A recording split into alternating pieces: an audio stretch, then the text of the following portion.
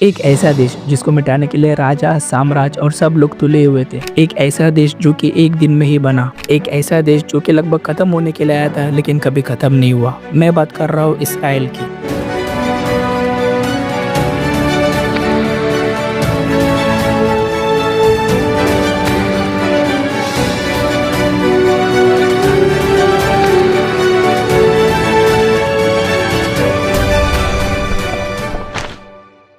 इस वीडियो में मैं आपको बताने वाला हूँ इसराइल का हिस्ट्री, इसराइल का फेलियर, इसराइल का एस्टेब्लिशमेंट और इसराइल का फ्यूचर।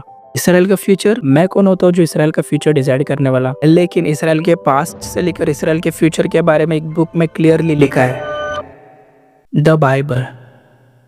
आज का वीडियो को मेन सोर्स होने वाला है बाइबल, क्योंकि जो बाइबल में लिखा है वो आज भी इसराइल के साथ हो रहा है। वीडियो शुरू करने से पहले मैं एक चीज बताना चाहता हूँ, मैं इस वीडियो में कभी भी इसराइल के बारे में पूरा नहीं बता पाऊंगा। आपको खुद बाइबल रीड करके कंफर्म करना होगा, और मैं यकीन से कह सकता हूँ इस वीडियो से भी अधिक जानकारी आपको मिलेगी बाइबल में।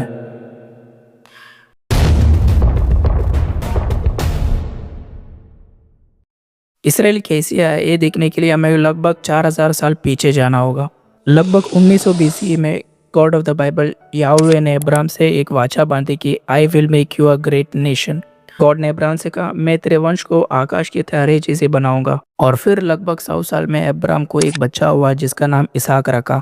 गॉड ने इसहाक से भी कहा कि मैं तेरे पिता अब्राहम से भी एक वाचा बांधा है और वो मैं पूरा करूंगा। फिर इसहाक से एक बच्चा जन्मा जिसका नाम जेकब यानी याकूब रखा, और यहाँ से इसराइल की कहानी शुरू होती है।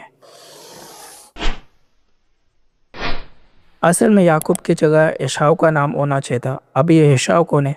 एसाव इसहाक का पहला बेटा यानी याकूब का बड़ा भाई था। एसाव जो कि एक शिकारी था, इसलिए इसहाक जो कि उसका पिता है वो एसाव से ज्यादा प्रेम करता था। लेकिन याकूब एक साधारण मनुष्य था और उसकी माँ रेबेका याकूब से प्रेम करते थे। लेकिन जेनेसिस 25 वर्स 29 में लिखा है, याकूब भोजन के लिए कुछ दाल पका रहा था और एसाव मैदान से थका हुआ आया। तब एसाव ने याकूब से कहा, वो जो लाल वस्तु है वो लाल वस्तु में से मुझे कुछ खिला क्योंकि मैं थका हूँ। याकूब ने कहा, अपना पायलौटा का अधिकार आज मेरे हाथ भेज दे। और ऐसे एसाव ने अपना बर्थराइट दे दिया याकूब को। अब जेनेसिस चैप्टर 27 में लिखा है, याकूब कैसे धोखे से अपना भाई एसाव का आशीर्वाद भी अपने पिता से ले लेता है। ये याकूब ने कैसे किया ये देखने के लिए आपको जेनेसिस चैप्टर 27 पढ़ना होगा। अब याकूब ने अपने भाई एसाव से बर्थराइट यानी पहलौटा छीना। फिर याकूब अपने माँ की बात सुनकर धोखे से अपना पिता से आशीर्वाद भी ले लेता है जो कि एसाव का था। अब तो एसाव का गुस्सा जायज था। एसाव निकल गया अपने भाई याकूब को मारने, लेकिन रेबेका जो कि एसाव और याकूब की माँ थी, याकूब को दूसरे देश भेज देती है। बहुत साल बाद यहोवा यानी अब्राहम, इसहाक और याकूब का गॉड ने बोला कि तू अपने घर वापस जा, और याकूब चला जाता है। जाते वक्त उसे खबर आती है कि अपना भाई एसाव 400 लोग को लेकर उसकी तरफ आ रहा है। फिर याकूब ने यहोवा से प्रार्थना की कि तू मुझे यहाँ क्यों भेजा, और वो एक व्यक्ति से रेसल करने लग जाता है, और वो व्यक्ति गॉड खुद था।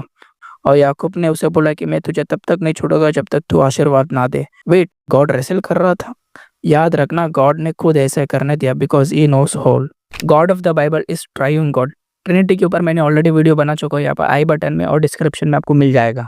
वापिस आए तो वर्स नंबर 28 में लिखा है, then the man said your name will be no longer Jacob but Israel because you have struggled with God and with humans and have overcome. ऐसे याकूब को इसराइल नाम मिलता है और इस तरह इसराइल नाम आया। अब इसके आगे की कहानी आप देख लेना जेनेसिस चैप्टर 33 में। बहुत अच्छी स्टोरी है और ये सच में हुआ है।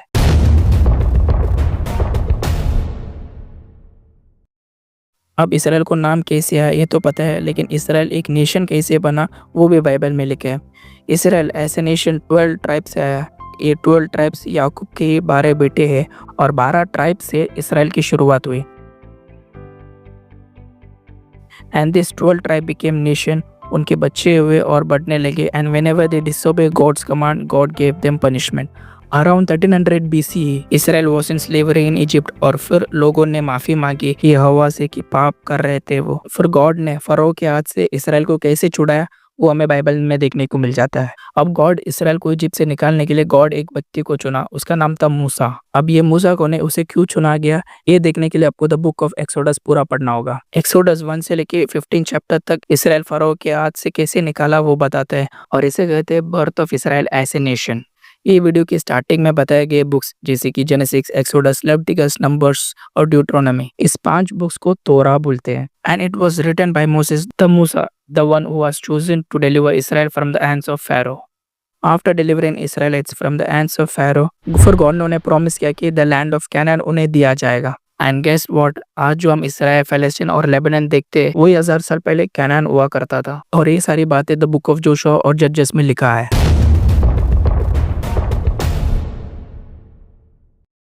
अराउंड 1000 to 900 BC इसराइल को पहला राजा मिला, king Saul. And under king Saul, David and Solomon, the 12 tribes of Israel were united into powerful kingdom. King David Jerusalem को इसराइल का कैपिटल बना है। आज भी वर्ल्ड के 3 मेजर रिलीजियस ग्रुप्स इस सिटी को होली मानते हैं।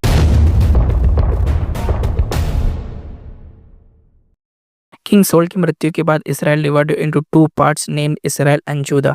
12 ट्राइब में से नॉर्थर्न किंगडम ऑफ इसराइल में 10 ट्राइब्स रहे और साउथर्न किंगडम ऑफ जूदा में जूदा और बेंजामिन के ट्राइब्स रहे। Reason for division, disobedience to God's law.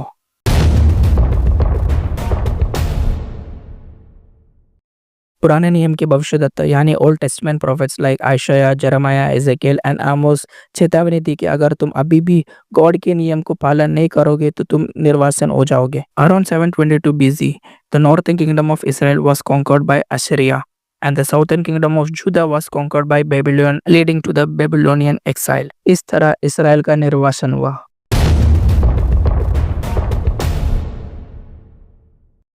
भविष्यद्वक्ताओं ने यह भी बताया कि भविष्य में इसराइल फिर से खड़ा होगा। 539 BC में पेर्शिया के राजा साइरस ने बेबीलोन को हराकर एक डिक्री पास की कि जो बचे हुए यहूदी है वो यरूशलेम आकर दूसरा मंदिर बनाए।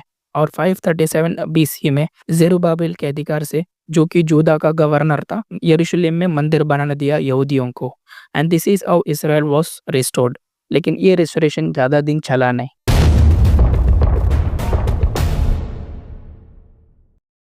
लेट 19 एंड अर्ली 20 सेंचुरीज में ज़ायनिज़्म बढ़ने लगे और वो वकालत करने लगी कि फ़िलिस्तीन में ज्यूइश को एक होमलैंड देने।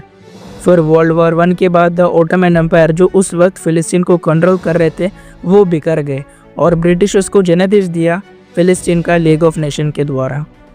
1917 में बैल्फोर डिक्लेरेशन को सपोर्ट करते हुए ब्रिटिशर्स ने फ़िलिस्तीन में यहूदियों को एक राष्ट्रीय गर्द स्थापना करने में सपोर्ट किया। और दो होलोकॉस्ट इवेंट के बारे में आपको पता ही होगा, लगभग 60 लाख यहूदियों को बुरी तरीके से मार दिया गया, जिस कारण उन्हें एक होमलैंड देने की चर्चा बढ़ने लगे। 1947 में यूनाइटेड नेशन एक प्लान रखा कि फ़िलिस्तीन को सेपरेट करने, आधे स्टेट्स फ़िलिस्तीन को और आधे स्टेट्स यहूदियों को देने की, लेकिन अरब लीडर्स को ये बिल्कुल भी पसंद नहीं आया। ऑन May 14, 1948 ब्रिटिश मैंडेट खत्म हुई और डेविड बेन गुरियन तेल अवीव में स्थापना की स्टेट ऑफ इसराइल। ये 1948 की अरब इसराइल वॉर में ही हुआ और ये है इसराइल जो हम आज देखते हैं। 1947 के बाद इसराइल बहुत जंग लड़े और ये नक्शा जो आप आज देख रहे हैं, इस छोटी सी इसराइल आज ये बन चुका है। इसराइल ने दुनिया को बहुत सारे technology, medical equipments, knowledge, defence equipments, guns, advance से साइबर सिक्योरिटी, ऐसी बहुत सारी चीज़ें दी है। लेकिन ये वीडियो का मकसद क्या है? ये वीडियो का मकसद है कि इसराइल कभी ख़त्म नहीं होगा।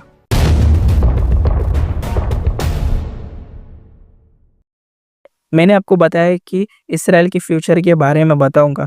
इसराइल का फ्यूचर जानने से पहले आपको इसराइल का पास्ट जानना होगा। अब आप कहोगे कि अभी तो हम पास्ट देखें, अब कौन सा पास्ट बचा है? लेकिन the most important time in history, 2000 years before the birth of Jesus Christ. आज भी कुछ यहूदी बिलीव नहीं करते कि उनका मसीहा आया था, क्योंकि 2000 साल पहले हमारे पास हिस्टोरिकल प्रूफ्स, आर्कियोलॉजिकल एविडेंस बहुत सारे हैं कि जीसस इस दुनिया पे था। जीसस था करके इनकार नहीं करते, लेकिन जीसस को मसीहा नहीं मानते, जिस वजह से बाइबल में लिखा है जो कोई उस पर विश्वास नहीं करेगा वो नाश हो जाएगा। जिस कारण फ्यूचर के टाइम में यानी एंड टाइम्स में रैप्चर होगा। रैप्चर क्या है? बाइबल में रैप्चर मतलब जो उस पर विश्वास किए, जो पवित्र जीवन बिताए हुए लोग, वो उठा लिए जाएंगे, जिस कारण इस दुनिया में हलचल मची होगी। दुनिया को पता नहीं चलेगा कि आधे लोग गायब कहाँ हुए, कुछ लोग गायब कहाँ हुए, उनको पता नहीं चले, जिस वजह से इस दुनिया में जंग छिड़ेगी और इस दुनिया में शांति नहीं होगी। लेकिन एक जन आएगा जिसे बाइबल में एंटी क्राइस्ट बोला गया है, और वो इसराइल और बाकी नेशन से पीस ऑफर करेगा और सब लोग मान जाएंगे और इसराइल उसे एक अपर हैंड देके उसे यरूशलेम में बिठाकर उसे राजा के समान, जैसे जॉन चैप्टर 1 वर्स 11 में लिखा है, वो अपने घर आया, मतलब जीसस अपने घर आया 2000 ईयर्स पहले और उसके अपनों ने ग्रहण नहीं किया, मतलब उनके खुद यहूदियों ने उसे बिलीव नहीं किया, जिस कारण एंड टाइम्स में एंटी क्राइस्ट आएगा और वो उसे मानने लगेंगे और फिर सब नेशन इसे एक वन मैन बना देगा पूरे नेशन का और सब ये कंट्रोल करेगा और ये पीस ऑफर करेगा सारे नेशन से। फिर उसके कुछ साल बाद, यानी बाइबल में 7 ईयर्स लिखा है, 3.5 ईयर्स तक ये अच्छे से रूल करेगा, सबको पीस ऑफर करके सब में शांति, और सब नेशन इसे एक राजा के जैसे मानने लगी। फिर आखिरी की जो 3.5 ईयर्स होगा उसमें ये अपना सही चेहरा दुनिया के सामने लेके आएगा। जैसे आपको नाम से ही पता होगा, anti Christ, the opposite of Christ. Christ जो एक पीस को दर्शाता है, एंटी क्राइस्ट एक डिसीवर होगा, धोखा देने वाला। जैसे डैनियल 9 वर्स 27 और मैथ्यू 4 वर्स 15 में लिखे हैं, एंटी क्राइस्ट को यरूशलेम में एक बड़ा स्थान देगा और लास्ट मोमेंट पे वो आके बताएगा कि मुझे वर्शिप करो, मैं ही हूँ भगवान करके। लेकिन इसराइल के पास्ट कहता है कि इसराइल का सिर्फ एक ही गॉड है, याहवे, और इसराइल इसे इनकार करेगा। इस वजह से एंटी क्राइस्ट और सब नेशन इसराइल के खिलाफ हो जाएंगे और इसे जैकब्स ट्रबल बोला गया बाइबल में, क्योंकि इसराइल जो है जैकब के 12 बेटे यानी 12 ट्राइब से इसराइल बना है, इस वजह से इसे जैकब्स ट्रबल्स बोला है।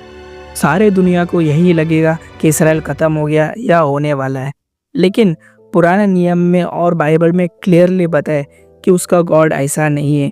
गॉड ने उन्हें जब जब इसराइल इनकार किया है गॉड से या गॉड के कमांडमेंट को डिसोबे किया है, गॉड उन्हें पनिशमेंट किया है, लेकिन गॉड ने कभी ये नहीं बोला कि मैं तुम्हें छोड़ दूंगा हमेशा के लिए। गॉड ने उन्हें अटमोस्ट प्रॉमिस दिया, द अल्टीमेट रेस्टोरेशन।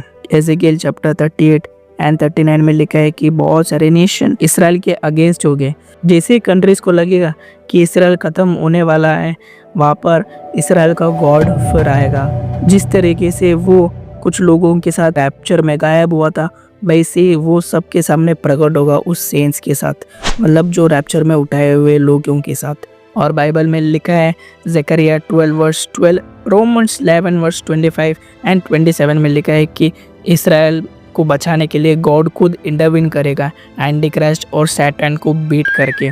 और फिर इसराइल को पता चलेगा कि 2000 साल पहले जो यीशु मसीह आया था वो सही में इनका ही मसीहा था। वो देख के और झुकेंगे और एक्सेप्ट करेंगे that Jesus Christ is Lord, और इस तरीके से इसराइल का अल्टीमेट रेस्टोरेशन हो जाएगा। मैंने बाइबल से बहुत सारे पॉइंट्स स्किप किए क्योंकि वीडियो बहुत ज़्यादा लंबी हो चुकी है, तो आपको बाइबल रीड करके ये सब कंफर्म करना होगा। और अब जब रीड करोगे तब आपको पता चलेगा कि इसराइल के बारे में, हिस्ट्री के बारे में और फ्यूचर के बारे में। आई होप सो कि वीडियो अच्छी लगी होगी। मिलते हैं नेक्स्ट वीडियो में, तब तक के लिए बाय।